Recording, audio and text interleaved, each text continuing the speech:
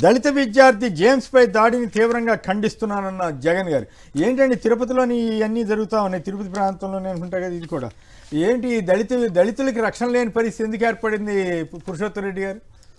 నిన్న నందిగం సురేష్ మీద గొడవ, అక్రమ అరెస్టు, అట్లాగే పిఠాపురంలో దళితుల్ని బహిష్కరించడం, ఏమిటి పరిణామాలు?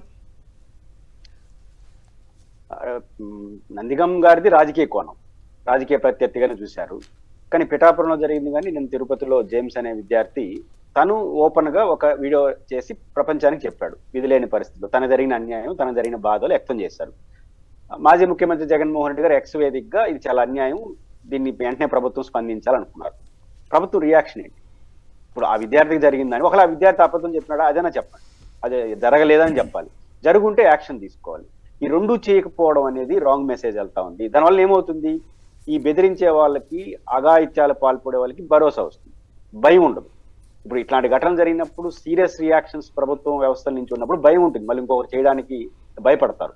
అట్లాంటి రియాక్షన్ కావాలి కదా. ఈరోజు మాజీ ముఖ్యమంత్రి గారు జగన్ గారు స్పందించడం వల్ల అటెన్షన్లోకి వచ్చింది. ఆ విద్యార్థి చెప్పిన విషయం ప్రపంచానికి తెలిసింది. దాన్ని ఇప్పుడు ప్రభుత్వం సీరియస్ గా తీసుకొని ఎవరి బాధలో వాళ్ళపైన చర్య తీసుకోవాలి. సత్వర చర్యలు తీసుకున్నంత కాలం ఇట్లాంటి కొనసాగుతాయి. కొమ్మినేని గారు రెండో పాయింట్ ఏంటంటే, దళితులు బలహీన వర్గాలు ఎందుకు జరుగుతాయి, సహజంగా వాళ్ళ మీదనే జరిగే అవకాశాలు ఎక్కువ ఎందుకు ఉంటాయంటే, సమాజంలో ఇబ్బంది పడుతున్న తరగతులు ఒకటి, అందువల్ల ప్రత్యేక చట్టాలు వాళ్ళకు ఉండేది. ఇప్పుడు ఎస్సీ అట్రాసిటీ యాక్ట్ ఎందుకు వచ్చినాయి, వాళ్ళ మీద జరిగే అవకాశం ఉందనే ఆ రోజు రాజ్యాంగ నిర్మాతలు రాసుకుంది. అంటే ఇట్లాంటి స్పెషల్ కాన్షియస్నెస్ ఉండాలి కదా, వాళ్ళ మీద ఉండాలి, చేయాలి. ఎందుకు జరుగుతున్నాయి ఇట్లాంటివన్నీ? ఇప్పుడు పోలీసింగ్ అనేది రెండు రకాలు ఉంటాయి, political policing, law and order policing.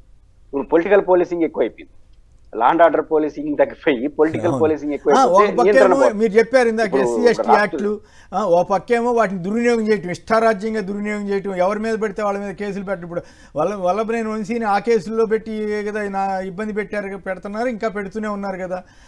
ఈ ఇంకోవైపు ఏమో నిజంగా దళితులు ఎవరికైనా ఇబ్బంది వస్తే పట్టించుకోవట్లేదు. అది చాలా విచిత్రంగా ఉంది కదా.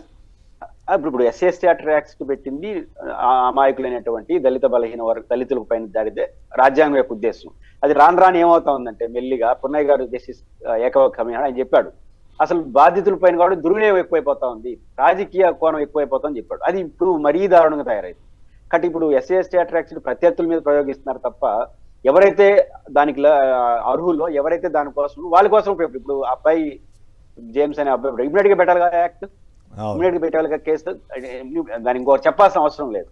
కాబట్టి ఈ పోలీసింగ్ అన్నది పొలిటికల్ పోలీసింగ్ ఎక్కువైపోవాల. మెన్ అంతా ఏమవుతుంది, ఇంటెలిజెన్స్ కావచ్చు, పొలిటికల్ పోలీసింగ్ అన్నప్పుడు ఈ ప్రస్తావన కూడా తీసుకురండి. ఏపీలో అనుభవం చూసిన తర్వాత ఎవరైనా ఐఏఎస్ ఐపీఎస్ చదువుకోవాలంటేనే అమ్మో ఈ తలనొప్పి మనకెందుకు అనుకునే పరిస్థితి వచ్చిందంట. దానికి గ్రేటర్ ఆంధ్ర వాళ్ళు రాసింది ఏంటంటే, ఆయన ఎవరో అనంతపురం ఎస్పీ గారు ఇచ్చిన స్టేట్మెంట్, తాడిపత్రి మాజీ ఎమ్మెల్యేకి సంబంధించి ఇచ్చినటువంటి ఏది, నేను రక్షణ కల్పించలేము, మీరు ఆగండి అని చెప్పి ఇట్లా ఇస్తున్నారంట. నిజంగానే ఏపీలో జరుగుతున్న పరిణామాలు ఇవన్నీ చూస్తే ఐఏఎస్ ఐపీఎస్కి వెళ్ళాలంటేనే పిల్లలు భయపడే పరిస్థితి అని అంటారా? దీంతో పాటు అది కూడా చెప్పండి, దళితులకు ఒకవైపు ఇట్లా పరిస్థితి, ఇంకోవైపు ఏమో ఈ పోలీసు వ్యవస్థ ఇట్లా మారటం. పోలీసు ఐఏఎస్ కూడా అంతే కదా, వాళ్ళైనా అంతే వీళ్ళైనా అంతే. కాబట్టి లా అండ్ ఆర్డర్ చూస్తారు కాబట్టి ఎక్కువ ఫోకస్ లోకి వస్తారు. నా పాయింట్ ఏంటంటే, పొలిటికల్ పోలీసింగ్ అనేది అనంతపురం ఒక ఉదాహరణ.